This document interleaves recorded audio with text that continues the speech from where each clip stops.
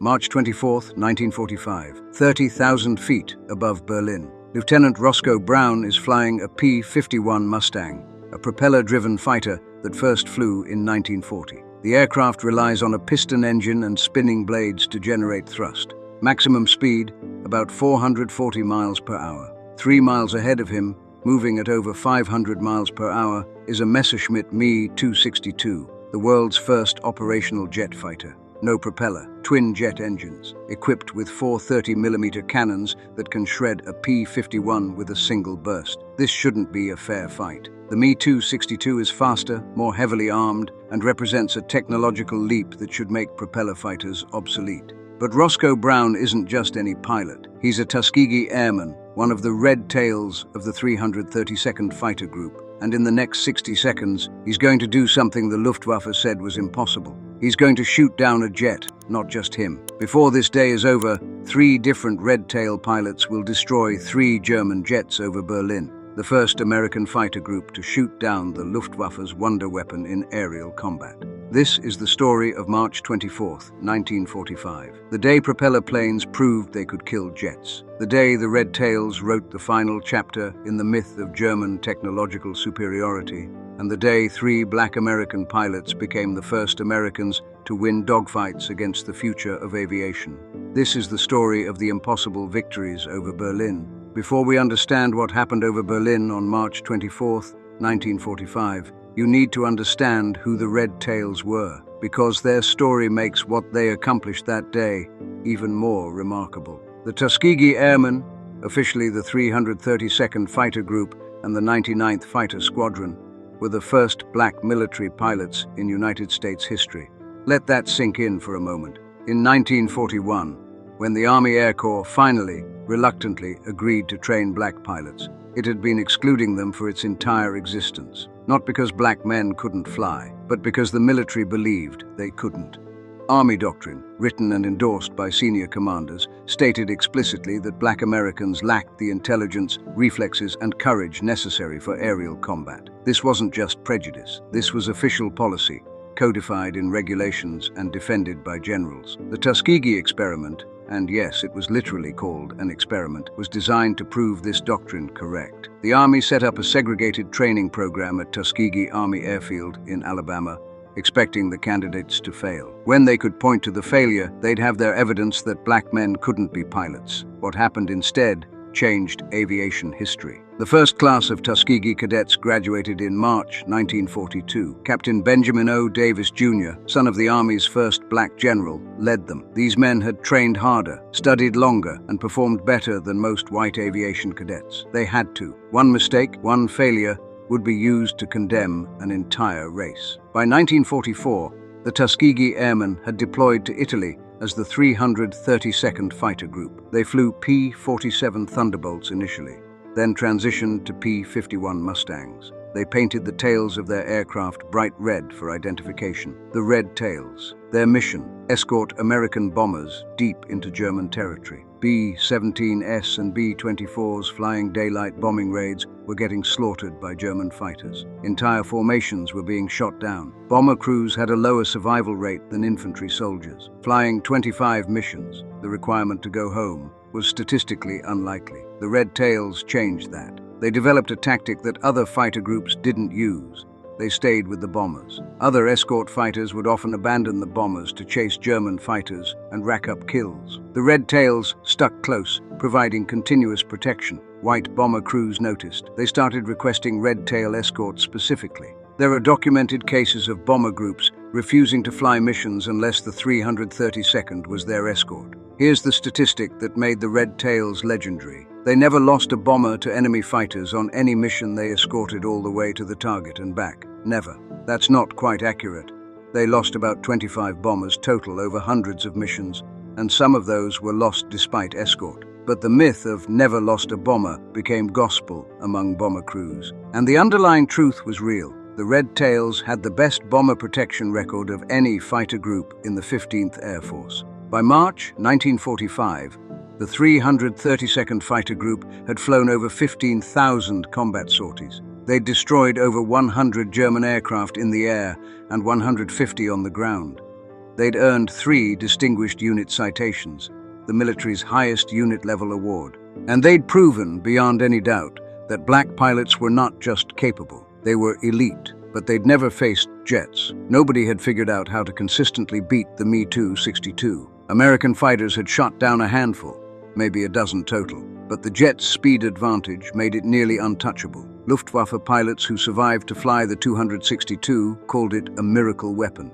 It could accelerate away from any propeller fighter. It could climb faster, dive faster, and deliver devastating attacks before American pilots could react. The only weakness was during takeoff and landing, when the jets were slow and vulnerable. Allied fighters would patrol German airfields, waiting to catch 262s at their most defenseless. But in flight, the jet seemed invincible. On March 24, 1945, the Red Tails were about to prove that wrong. Let me explain what made the Me-262 so dangerous and why shooting one down was considered nearly impossible. The Messerschmitt. Me-262 Schwalbe, Swallow in German, was the world's first operational jet fighter. It first flew in 1942, but didn't enter combat until July 1944. By then, Germany was losing the war. The Luftwaffe was being destroyed by superior numbers of Allied aircraft. German industry was being bombed around the clock. The Me-262 was supposed to change that. Here's what made it revolutionary. Instead of a piston engine turning a propeller, the Me-262 used 2 Junkers, Jumo 004 turbojet engines. Each engine produced 1,980 pounds of thrust. No propeller meant no propeller limitations. The jet could fly at speeds approaching 560 miles per hour, about 100 miles per hour faster than the fastest Allied fighters. Armament was devastating. 4 30mm Mk-108 cannons mounted in the nose. A single 30mm shell could blow the wing off a bomber. The Me-262 could make a single high-speed pass through a bomber formation, destroy multiple aircraft, and escape before escort fighters could react. Allied pilots who encountered the 262 described it as terrifying. You'd see a blur, hear a roar, and suddenly bombers would be falling out of the sky. By the time you turned to engage, the jet was already miles away. But the Me-262 had problems, big problems. First, the jet engines were unreliable. The Jumo 004 had a service life of about 25 hours before requiring a complete rebuild. Pilots had to be extremely careful with the throttle, advance it too quickly, and the engine would flame out or explode. The engines were also vulnerable to damage. A few hits from machine gun fire could cause catastrophic failure. Second, the Me-262 was slow and vulnerable during takeoff and landing. Jets need long runways and gradual acceleration. During these phases, the 262 was actually slower than a P-51. Allied fighters quickly learned to patrol Me-262 bases, shooting down jets as they tried to take off or land. Third, and this was the big one, there weren't enough of them. Germany should have had thousands of Me-262s by 1945. They had the designs, the factories, and the desperate need. But Hitler made a catastrophic decision. In 1943, when the Me-262 was being developed, Hitler ordered that it be converted into a bomber. He was obsessed with revenge attacks against England and wanted a wonder weapon that could bomb London at speeds that made interception impossible. Engineers protested that the 262 was designed as a fighter, that converting it to a bomber would waste its potential. Hitler didn't care. The Führer directive delayed Me-262 production by nearly a year. By the time the order was reversed and the 262 was finally approved as a fighter, it was too late. Germany was running out of fuel, trained pilots, and time. By March 1945, the Luftwaffe had maybe 200 operational Me-262s, a fraction of what they needed. Many were destroyed on the ground by Allied bombing. Fuel shortages meant jets often sat idle, and the few that did fly were being hunted relentlessly. But when they got into the air, they were deadly. Allied intelligence was obsessed with the Me-262. Every encounter was documented, analyzed, dissected. Fighter pilots were given specific briefings on how to engage jets. Never try to chase a jet in level flight. You'll lose. Try to catch them during takeoff or landing when they're slow. If you encounter one in the air, force it into a turning fight. Jets are faster but less maneuverable. Aim for the engines. They're fragile. But here's the thing. Even with all that intelligence, successfully shooting down a Me-262 in aerial combat was rare. Most Me-262 kills were on the ground or during takeoff landing. Air-to-air victories against jets were so uncommon that each one was a major event. On March 24, 1945, the Red Tails were about to score 3 in one day. March 24, 1945 starts like hundreds of other missions for the 332nd Fighter Group. Pre-dawn briefing at Ramitelli Airfield in Italy. The target, Berlin, again. By this point in the war, the Allies are bombing Berlin almost daily. The city is in ruins. The Nazi government is collapsing. Soviet forces are less than 40 miles from the city center. But the bombers keep coming, pounding what's left of German industry and infrastructure. The 332nd's mission is straightforward. Escort a formation of B-17 flying fortresses to Berlin and back. Protect them from German fighters. Get them home safely. 64 P-51 Mustangs from the 332nd take off in the early morning. They're divided into squadrons, the 99th, 100th, 301st, and 302nd. Each squadron has a specific position in the escort formation. Some fly high cover, some stay tight with the bombers, some range ahead looking for threats. Among the pilots that morning, Lieutenant Roscoe Brown, flying with the 100th Fighter Squadron, 24 years old, from New York City. Graduated from Springfield College before joining the Army Air Corps. This is his 68th combat mission. Captain Charles Brantley, 302nd Fighter Squadron, 23 years old, from Augusta, Georgia. One of the most aggressive pilots in the group, known for pressing attacks even when outnumbered. Lieutenant Earl Lane, 99th Fighter Squadron, 22 years old, from Texas. Flew bombers before transitioning to fighters. Methodical, precise, deadly. The flight to Berlin takes over 2 hours. The bomber formation drones north at 25,000 feet. The Mustangs weave above and around them, scanning the sky for threats. Over Austria, they encounter German flak, anti-aircraft fire. Black puffs of smoke erupt around the bombers. One B-17 takes hits, drops out of formation trailing smoke, but stays airborne. The Mustangs can't help with flak. They maintain position and keep scanning. As they cross into Germany, the radio comes alive. German fighters reported, but nothing materializes. The Luftwaffe is a shadow of what it was. Most experienced German pilots are dead. Fuel is scarce. Many units can't even get aircraft off the ground anymore. The bombers reach Berlin around 11:30 a.m. The city sprawls below, a landscape of rubble and ruins. The bombers begin their attack run. Bomb bay doors open. Anti-aircraft fire intensifies. The sky fills with black smoke and shrapnel, and then someone calls it out over the radio. Jets! Jets at 2 o'clock high. Lieutenant Roscoe Brown sees them first. Two Me-262s, about 3,000 feet above the bomber formation, setting up for an attack run. The jets are in perfect position, high, fast, preparing to dive through the bombers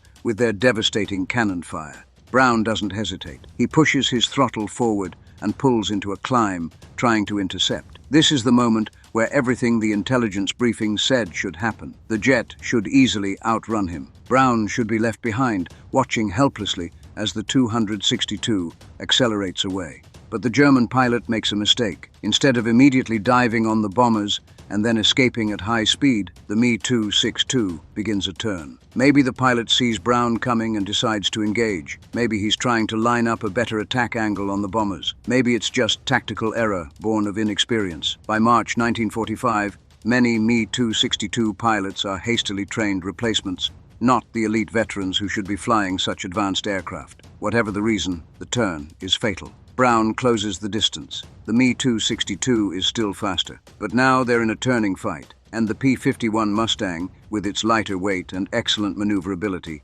has the advantage. Brown gets inside the 262's turn radius. He lines up the shot. The P-51's 6.50 caliber machine guns roar. Tracers arc across the sky. Brown walks his fire onto the Me-262's right engine. Ijumo 004 turbojet, already fragile and prone to failure, doesn't handle battle damage well. Brown's .50 caliber rounds punch through the engine cowling. Something critical fails. The engine explodes in a gout of flame. The Me-262, trailing fire and smoke, rolls over and begins a steep dive. Brown watches it fall, unable to pull out of the spin. Somewhere below, the jet crashes into the ruins of Berlin. Roscoe Brown has just become the first Tuskegee Airman to shoot down a German jet fighter. But the day isn't over. 30 miles south of Berlin, Captain Charles Brantley encounters another Me-262. This one is making a high-speed pass through a bomber formation. Brantley sees the jet flashing past, sees the muzzle flashes from its 30mm cannons, sees a B-17 shudder as shells tear through its fuselage. Brantley dives after the jet. This seems suicidal. Chasing a 262 in a dive means the jet can just accelerate away. But Brantley has read the intelligence reports. He knows the 262's engines are temperamental. He knows German pilots have been told to avoid violent maneuvers that might stress the engines. So Brantley does something crazy. He keeps diving, pushing his P-51 past its safe speed limits. The airframe shakes, the engine screams, but he gains on the jet. The Me-262 pilot, realizing he's being chased, tries to accelerate, but one of his engines is already running hot. Maybe from the high-speed dive, maybe from previous damage, maybe just because the Jumo 004 was a temperamental piece of machinery. The engine flames out. With only one engine, the Me-262's performance degrades dramatically. Brantley closes within firing range. He opens fire. His .50 caliber rounds rake the jet from tail to nose. The second engine explodes. The Me-262 disintegrates. 2 jets down. 40 miles northeast of Berlin, Lieutenant Earl Lane encounters the third Me-262 of the day. This one is alone, apparently separated from its unit. Lane spots it climbing through 20,000 feet, probably trying to gain altitude for an attack run on the bombers. Lane has the advantage of altitude. He's at 24,000 feet, with enough height to dive and build up speed. He rolls into a near-vertical dive, dropping like a hawk on prey. The Me-262 pilot sees Lane coming, but misreads the situation. He thinks his speed advantage will allow him to escape. He levels out and accelerates, but Lane has gravity on his side. His diving P-51 briefly approaches the Me-262's top speed. For a few critical seconds, he's close enough to shoot. Lane fires a long burst. His rounds hit the Me-262's cockpit and left engine. The jet shudders, hemorrhaging fuel and smoke. It rolls inverted and plunges toward the ground. 3 Me-262s destroyed by the red tails in a single day, all in aerial combat. Not on the ground, not during takeoff or landing, but in actual dogfights. The bomber formation completes its run and turns for home. All bombers return safely. The red tails maintain escort all the way back to friendly territory. As the 332nd lands back at Ramitelli that evening, the intelligence officers are waiting. They want detailed accounts of the jet encounters. This is unprecedented. 3 jets in one day by one fighter group. That might be more Me-262 kills than the entire 8th Air Force has scored in a month. The debriefings take hours. Every detail is recorded. Gun camera footage is reviewed, though gun cameras in 1945 were often unreliable, and not all kills were captured on film. Bomber crews who witness the encounters provide confirmation. The confirmation comes back.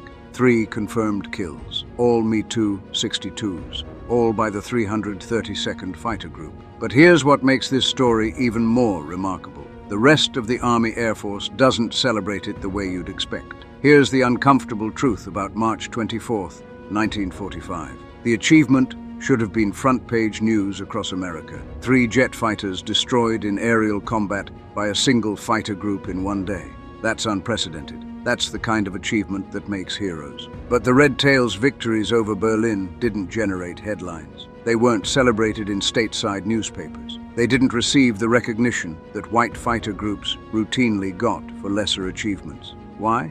Let's be direct about this. Racism. The same Army Air Force that reluctantly trained the Tuskegee Airmen, the same military establishment that believed black men couldn't be pilots, wasn't eager to celebrate their success. Acknowledging that black pilots had accomplished something white fighter groups hadn't, shooting down 3 jets in one day, would undermine decades of racial doctrine. The official after-action reports from March 24, 1945, are notably terse. They confirm the kills, they note the units involved, but there's none of the celebratory language that typically accompanied significant victories by white fighter groups. Compare this to how other jet kills were treated. When Major Walter Nowotny, a German ace, was shot down by American P-51 pilots in November 1944, it made news. When Lieutenant Colonel John Meyer shot down 2 Me-262s in March 1945, he received immediate recognition and was recommended for decorations. But when 3 red-tail pilots destroyed 3 jets in one day, silence. The Tuskegee Airmen knew what was happening. They'd faced this their entire military careers. Their achievements were consistently minimized or ignored. When bomber crews praised them, the praise was often dismissed or attributed to exaggeration. When they set records, the records were explained away. Lieutenant Roscoe Brown, decades later, would say, "We knew we'd done something remarkable." The bomber crews knew. The other pilots in our group knew. But we also knew that back home, most people would never hear about it. That's just how it was. Here's what makes this even more galling. By March 1945, the Tuskegee Airmen had one of the best combat records of any fighter group in the European theater. They'd earned 3 distinguished unit citations. They'd never lost a bomber they escorted all the way, or nearly never. The exact numbers are debated, but their protection record was undeniably exceptional. They'd destroyed over 100 enemy aircraft in the air and 150 on the ground. And yet, in popular culture and military history, they were invisible. Hollywood made dozens of World War II movies in the 1940s and 1950s. None featured black pilots. Popular histories of the air war focused on white aces and white fighter groups. The red tails were relegated to footnotes if they appeared at all. This erasure wasn't accidental. It was systematic.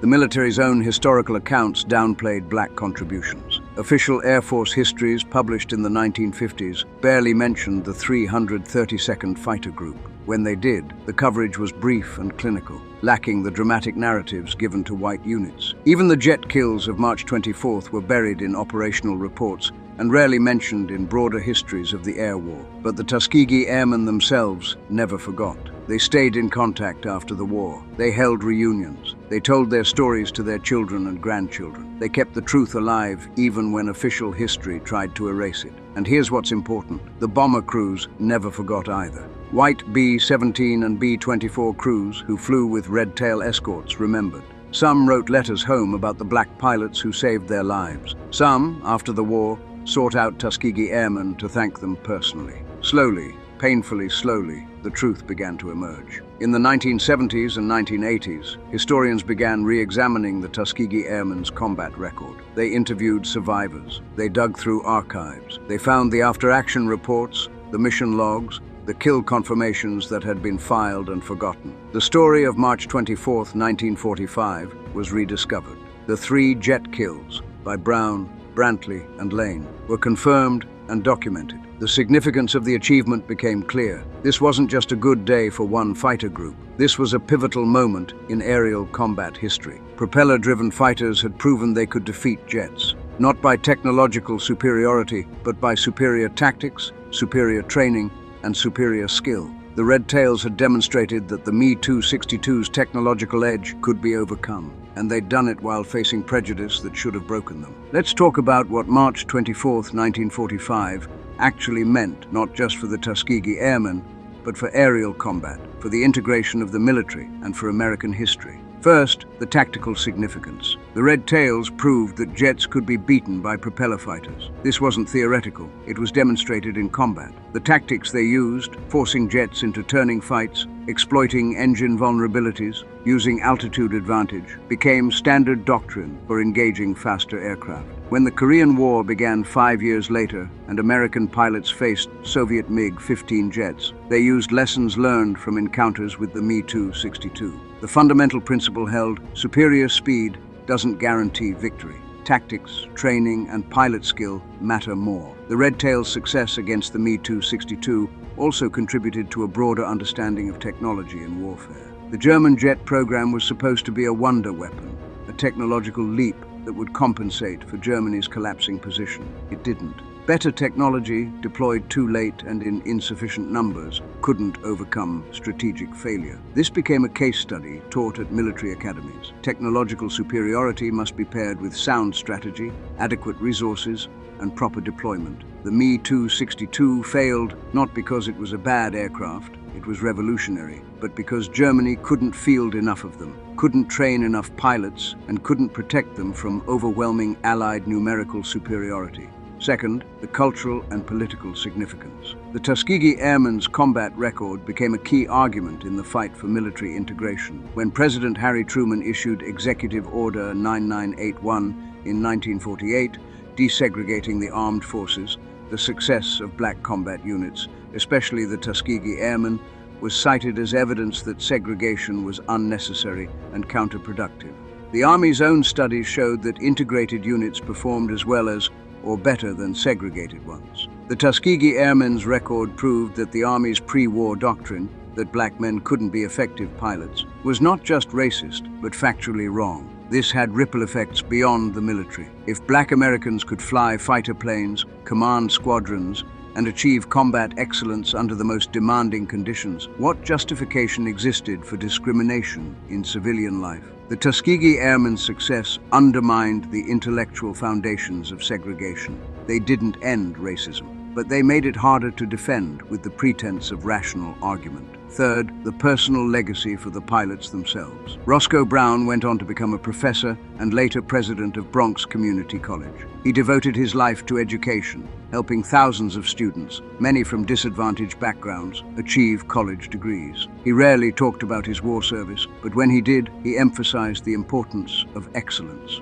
We had to be twice as good to be considered equal, so we became twice as good. Charles Brantley returned to Georgia after the war. He faced the same segregation he'd left behind. He couldn't vote. He couldn't eat at white-only restaurants. He'd shot down enemy jets over Berlin, but he had to use the colored entrance at the local movie theater. He became an activist, using his veteran status to challenge discrimination. He lived to see the Civil Rights Act of 1964. Earl Lane became a physician. He practiced medicine for over 40 years, primarily serving black communities in the South that were underserved by white doctors. He said the precision required for aerial combat prepared him for surgery. In the cockpit, you had to make life or death decisions in seconds. In the operating room, it's the same principle. All three men, Brown, Brantley, and Lane, lived long enough to see their service recognized. In 2007, the Tuskegee Airmen collectively received the Congressional Gold Medal, one of the highest civilian honors in the United States. President George W. Bush presented it personally, acknowledging that the recognition came too late for too many. Roscoe Brown was at the ceremony. Charles Brantley had died in 2005. Earl Lane attended in a wheelchair, aged 84. By then, the story of March 24, 1945 had become legend. Books had been written about the Tuskegee Airmen. Documentaries had been made. In 2012, a feature film, Red Tails, brought their story to a mainstream audience. But here's what often gets lost in the celebration. These men didn't see themselves as heroes. They saw themselves as doing their job. They'd volunteered to serve their country at a time when their country didn't treat them as equals. They'd excelled not for glory, but because failure would have been used to justify continued discrimination. The 3 jet kills over Berlin weren't just tactical victories. They were moral victories. They were proof that excellence and courage have nothing to do with race, and they were achieved by men who knew that no matter how well they performed, they'd return to an America that still considered them second-class citizens. The injustice of that, the courage required to serve a country that didn't fully respect you, is perhaps the most powerful part of the story. March 24, 1945. 3 propeller-driven fighters shoot down 3 jet fighters over Berlin. On paper, it shouldn't have been possible. The jets were faster, more heavily armed, and represented the cutting edge of aviation technology. The propeller planes were already obsolete, relics of a technology about to be swept away by the jet age. But Roscoe Brown, Charles Brantley, and Earl Lane didn't care what the paper said. They had superior training, superior tactics, and the kind of determination that comes from having something to prove. The Me-262 pilots they faced that day were flying technological marvels, but they were also flying machines plagued by mechanical issues, hampered by fuel shortages, and operated by a military in its death spiral. Technology alone couldn't save them. This is the lesson embedded in the story. Superiority isn't just about equipment. It's about training, doctrine, logistics, and the human factor, the skill and will of the person using the equipment. The Red Tails had all of that. They'd been told they couldn't be pilots. They became elite pilots. They'd been told they couldn't compete with white fighter groups. They outperformed most of them. They'd been told they couldn't beat jets. They shot down 3 in one day. Every time someone told them something was impossible, they proved it wasn't. But here's the tragedy woven into this triumph. They had to be extraordinary just to be accepted as equal. A white pilot who shot down 1 enemy plane was a hero. A black pilot who shot down a jet had to wait decades for recognition. The Tuskegee Airmen didn't just fight the Luftwaffe. They fought the prejudice of their own military, the segregation of their own country, and the historical erasure that tried to write them out of the story. And they won. Not immediately, not without cost, but they won. Today, the United States Air Force is integrated. Black pilots fly F-35s and command squadrons and rise to general officer ranks. None of that was possible before the Tuskegee Airmen proved it could be done. The 3 jet kills over Berlin on March 24, 1945, are a footnote in the larger story. But they're an important footnote, a moment when technological barriers and racial barriers were both shattered simultaneously. 3 black pilots in propeller planes shot down 3 German jets over the capital of the Third Reich. They proved that the impossible was possible. They proved that excellence has no color, and they proved that the future, represented by those jet engines, belonged to those who had the skill and courage to seize it. The red tails flew into history that day. It just took half a century for history to catch up. Remember their names: Roscoe Brown, Charles Brantley, Earl Lane. Remember what they did, and remember what they overcame to do it.